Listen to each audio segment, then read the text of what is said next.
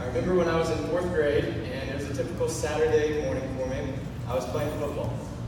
Now, I remember this day like it was yesterday because it was after the regular season, and I was a part of a Pro Bowl team, but I was on the white team, so it was like the B team. So we were pretty good, but we weren't that great. And we were playing a really good Ben Davis team. And so let's fast forward about halfway through the game.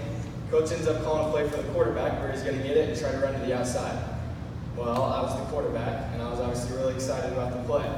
So I get up to the line of scrimmage, I turn around, fake the handoff, and I start running. And all I see ahead of me is just green grass. Like, I think I'm about to score a touchdown. I'm not really sure what happens next, but all I know is I get pancaked straight on my back. And I'm on the ground, I look up, and I just see what looks like this 6'5", 350-pound monster that literally just destroyed me. I mean, I got pummeled straight on my back. I remember going up to my parents after the game and saying that I did not want to play football anymore. That's when I realized football was not for me. Some things are for everyone, and some things aren't. Last week, Matt talked about Paul's conversion and the grace he received. Tonight, I want you to see that unlike football, grace is meant for everyone, regardless of who you are. If you can, open up your Bibles to Acts chapter 13. The story we're going to look at tonight is from Paul's first missionary journey. He's already been to a couple cities, and now he finds himself in Antioch with one of his friends, Barnabas. If you've been doing the Acts reading guide with us, then you probably would have just read this. So let's read it together. It says, "On the next Sabbath, almost the whole city gathered to hear the word of the Lord. When the Jews saw the crowd, they were filled with jealousy. They began to contradict what Paul was saying and heaped abuse on him. Then Paul and Barnabas answered them boldly, 'We have to speak for the Gentiles, that you may bring salvation to the ends of the earth.' When the Gentiles heard this, they were glad and honored the word of the Lord, and all who were appointed for eternal life believed." The first thing is, you have to talk about grace. We need to recognize that Paul and Barnabas had already been speaking to the people in Antioch about grace. Back in verse 42, it says, "Leaving the synagogue, the people invited them to speak further about these things on the next Sabbath." The people were interested and they liked what they had to say, so they wanted them to come back the next week and talk more about it. Now in verse 44, it says, "When the next Sabbath came and they talked about grace again, this time almost the whole city showed up to listen to them." They didn't just immediately have this huge crowd of people that came to listen to them. They started talking to the people that were there, the small group of people in the synagogues. Eventually the word started to spread, and that's when they were able to reach the whole city. So how many of you are familiar with the card game Kemps? Yeah. So if you're not familiar with it, basically it's a card game. You have a partner, you're playing against partners, and the goal of it is to try to get 4 of the same cards. You're trying to get 4 jacks or 4 kings, 4 tens, whatever that is. And once you get that, you have a sign with your partner, whatever that is, whether it's scratching your head or winking. Basically, that's just letting your partner know, hey, I have Kims, so say Kims, and then we win. But if you don't talk about your sign before the game, then it's going to be really hard. You might be there scratching your head or winking like 1,000 times at your partner, and they might just be like, dude, do you have something stuck in your eye? Like, why do you keep winking at me? They'll have no clue that that's your sign and that they're about to win the game. You have to talk about your sign. And we have to be willing to talk about grace with the people around us. How will your friends know what grace is, how it can change their life? How it can give them a new beginning if no one ever tells them about it? I'm not saying you have to go out and tell the whole school about it.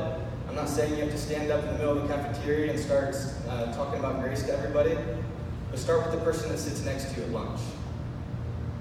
Start with the person on your team. Start with the person in your club or in your choir, in your band, the person you ride the bus with. Start with your friends first. If you remember a couple weeks ago during the Friends of Jesus series, Matt said that the best way to lead someone to Jesus is from a friend and not a stranger. If we go back to Paul and Barnabas, they didn't start talking to the whole city, but they started talking to the people that were there. That started to grow and grow, the word started to spread, and eventually they were able to reach the whole city. If you didn't know this about me, I'm an introvert. I don't really like talking to people, and I don't really like talking in front of people. And you might notice I'm a little nervous and a little uncomfortable right now. But I know how important this is for us to talk about. I know that this can change your life, and I know it can change your friend's life. How did you feel the first time you learned about grace? Knowing that your past mistakes, your failures, the times you screwed up, it doesn't matter. Because God forgives you, He loves you. Don't you think that that's something that everybody should know? It's too important not to talk about. This is not something that we can just skip over and not tell people about. No matter how uncomfortable, no matter how nervous you are, you have to eventually build up enough courage to tell your friend about it. To tell your friend something that can change their life forever. If we look at Acts 17, verses 16 and 17, it says, while Paul was waiting for them in Athens, he was greatly distressed to see that the city was full of idols. So he reasoned in the synagogue with both the Jews and the God-fearing Greeks, as well as in the marketplace, day by day with those who happened to be there. This is just how Paul lived. So the context of this verse, what's happening is that Paul, Timothy, and Silas are all in Berea, and they're basically preaching to the people there. The people there get upset and they get agitated, so Paul, Timothy, and Silas decide they need to do something different. So they decided they're going to split up. Paul decides he's going to go to Athens while Timothy and Silas stay there in Berea. Paul was just in Athens. This wasn't a part of their original plan. This wasn't something they planned on doing, but he was just there waiting for his friends, and he saw that the whole city was full of idols. So he started talking to the people there about Jesus. He did this because he knew how important it was for them to hear about Jesus and the truth that comes from knowing who Jesus is. This was not a part of his original plan, but he knew that grace was just too important not to talk about. We have to truly know and believe in our hearts that grace is so important that nothing can hold us back from telling other people about it. The second thing that we get from this, and this is kind of the big point for tonight, is that grace is for everyone. So if you know me, you know that one of my favorite TV shows is Friends. I think that it is just the best TV show that's ever been created. It's got everything from romance to comedy to adventure, like trying to find the monkey before animal control does, or chasing down the love of your life before she gets on a plane and leaves forever. It even has some educational things when Joey teaches us that there's actually 58 states in America. It's easily the best show that has ever been created. So by a show of hands, how many of you agree with me that Friends is the best show ever? Alright. Well, maybe Friends is not for everyone, but something that is for everyone is grace. If we look back at verse 45, it says, when the Jews saw the crowds, they were filled with jealousy. They began to contradict what Paul was saying and heaped abuse on him. Well, why were the Jews jealous? Why did they care that Paul was talking to the Gentiles? The Jews were really upset and jealous about this because they thought all of this was just for them. So just imagine that everything you knew about the church growing up until now, suddenly some other guy came in and said, like, it's different, it's changed, that's not what it is. This is what happened to the Jews. They were God's people well before Paul ever came along. Dating all the way back to Abraham, the Jews were known as God's people. They followed all the rules, they did everything that they were supposed to, like they honored the Passover. They were circumcised, they tithed, they obeyed the Sabbath, and they followed all of the 613 laws. So to them, it was just not fair that the Gentiles were able to just come along all of a sudden and receive this same grace and be accepted by God. They felt that the Gentiles would have to do all this other stuff, the stuff that they had been doing for so long. But Paul said that's not the case. He told the Gentiles all they had to do was believe in Jesus and they would be able to receive the same grace that the Jews did. Paul knew that grace was for everyone, even the Gentiles, because he experienced it. This was the lesson last week. It was all about that story. But Paul knew that grace was for everyone because he experienced it. Acts 9:15 says, but the Lord said to Ananias, go, this man, he's talking about Paul, this man is my chosen instrument to proclaim my name to the Gentiles and their kings and to the people of Israel. Paul knew that grace was for everyone because he experienced it. If you remember Paul's story from last week, then you might have thought, wow, if there is one person that does not deserve grace, it's Paul. He kills Christians, he puts them in jail, he persecutes them. How can God ever forgive this man? But Paul did receive grace, and that's because grace is for everyone. Tonight, you have to believe that grace is for everyone. We have to change our mindset from thinking that grace is only for some people to living and believing in a way that shows that grace is for everyone. We have to believe that grace is extended to the kid at school that has a drug problem, or the kid that's always cussing out the teacher, or the kid that's always talking about the most inappropriate things, or the senior that's always bullying the freshman. Whoever it is, it doesn't matter what they've done or what their past holds, because grace covers them. Titus 2:11 says, for the grace of God has appeared to offer salvation to all people. It's not just the kids that seem like they're doing it all right. but it's also for the kids that we might initially look at and say, wow, he or she is just so far gone. How can God ever forgive them? How can he ever love them? Because we know that's not true. We know the big thing to understand and the big thing to believe is that no one is too far from God to receive his grace.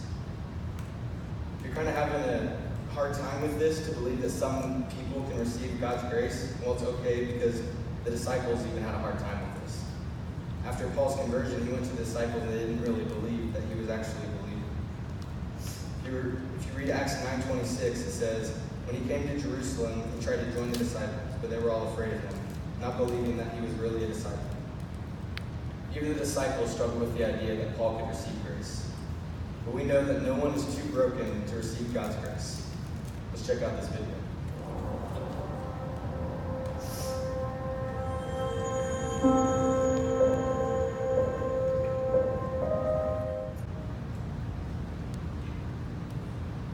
The third thing that we're going to look at tonight is that grace makes a difference.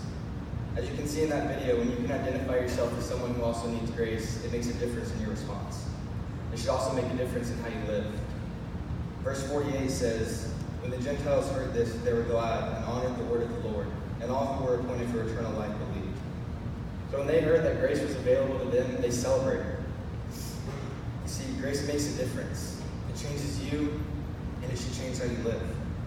Paul also said in Romans 6:14, for sin shall no longer be your master, because you are not under the law, but under grace. Knowing that grace is for everyone, for us, when we read this verse, we should be excited. Your sin, your mistakes, your failures, when you've screwed up, it doesn't matter. Jesus came and broke those chains. They have no power. They have no control over us anymore. It's okay if you mess up. It's okay if you make mistakes, because we all do. We're humans. I've made plenty of mistakes today. We should take heart in knowing that grace covers us. We should live differently in a way that we are living joyfully, because we are not bound to sin and darkness, but under grace. So I hope what I say next is not groundbreaking news for anybody, but for some of you it might be. But studying makes a difference. So I can almost guarantee you that if you study for the upcoming test or assignment or quiz, you're going to do better on it than if you did not study. Not only are you going to do better, but it's also going to give you this kind of confidence and swagger that's kind of unlike anything else. You walk into that classroom and you see everybody looking at their notes, scrambling, trying to remember everything last second, and you're just like, yeah, I already know all that. I'm good. I'm ready to go. You walk to your desk, you get out your pencil, clear off your desk, and you're just thinking, man, I'm about to crush this test. It changes how you act, it changes how you think, and in the moment, it changes how you live. Remember what we talked about last week. Matt said that grace meets us where we are, but it never leaves us where it finds us. And that's because grace makes a difference. Has grace changed the way you live? Can you look back at before when you didn't know about grace, and now when you do know about grace and see a difference in how you live? It's also important to live differently because other people will see that and they'll want to live differently as well. They'll see how calm, cool, and collective you are before the test, and all of a sudden they'll want to start studying so they can be like that. They'll see the freedom and the joy that you live with because you know about grace, and all of a sudden they'll want to start living like that as well. Paul was a man who knew a lot about grace because he experienced it firsthand. It made a difference in his life, and once he realized it was for everyone, he couldn't stop talking about it. My challenge for you guys is to start looking at people through the lens of God's grace. What I mean by that is we need to start seeing people like God sees them. Not seeing them as broken, but just seeing them as one step away. The bottom line for tonight, God's grace is for everyone, and we are called to be people that share that message. So tonight in your small groups, you're going to talk about how to do this. How to see people like God sees them, and how to live differently because of grace. Let's pray. Lord, thank you. Thank you for grace. Thank you for your Son. I pray for everyone here that has heard this message that we can live differently because we know about grace. We can understand that grace is for everyone. There's not a person out there that's too far gone. We understand that everyone is just one step away from finding grace and finding you and having their life changed forever. I pray that we can live differently because of grace. We can live joyfully because we know the truth and the freedom that comes from having grace. I thank you for your Son, sending him to die for all of us. I know we don't deserve that. We don't deserve grace. You did it because you love us. pray we can have meaningful conversations tonight in our small groups and just talk about this and talk about practical ways to apply this to our life, Lord. Thank you for your Son and what he did for us on the cross. In Jesus' name we pray. Amen.